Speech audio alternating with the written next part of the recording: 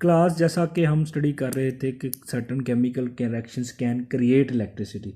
तो अब इसकी जो वो रिएक्शन जो कि क्रिएट इलेक्ट्रिसिटी करते हैं वो मोस्टली टेक प्लेस करते हैं इन गैल्वेनिक सेल्स और वोल्टेक सेल्स।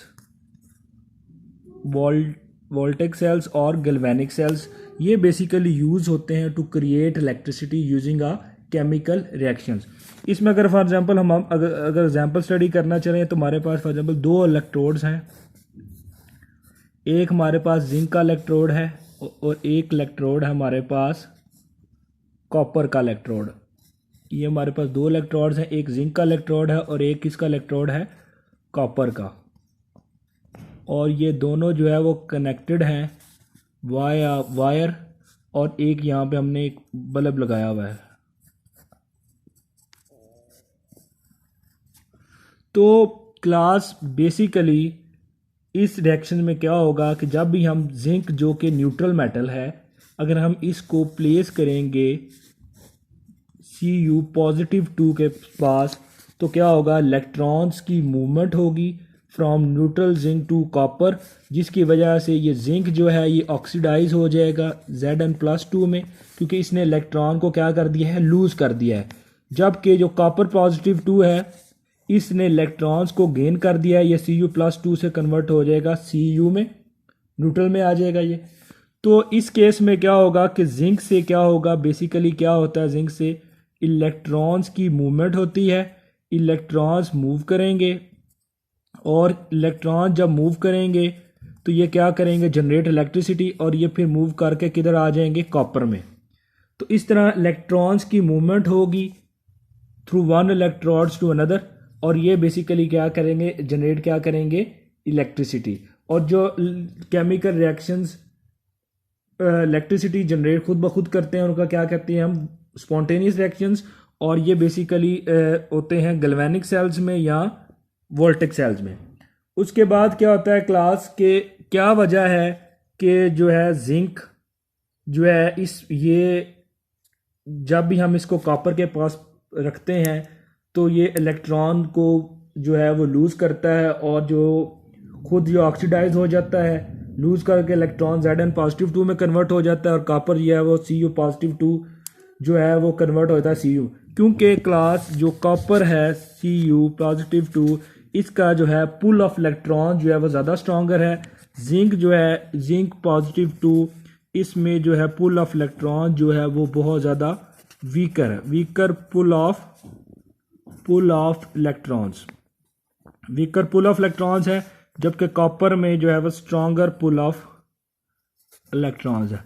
वजह क्या है वीकर और स्ट्रॉन्गर पुल ऑफ इलेक्ट्रॉन्स को, अगर हम इनका रिडक्शन पोटेंशियल स्टडी करें तो कॉपर का रिडक्शन पोटेंशियल है 0.34, जबकि जो जिंक है इसका रिडक्शन पोटेंशियल -0.6।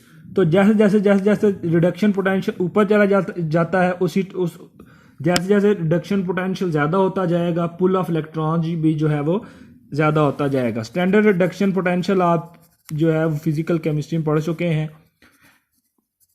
तो कॉपर का जो स्टैंडर्ड रिडक्शन पोटेंशियल 0.34 प्लस और जिंक का माइनस, इसी वजह से कॉपर में जो है वो इलेक्ट्रॉन्स जो की पुल करने की जो है पुल जो है ज़्यादा स्ट्रॉन्गर होती है एज कम्पेयर टू जिंक।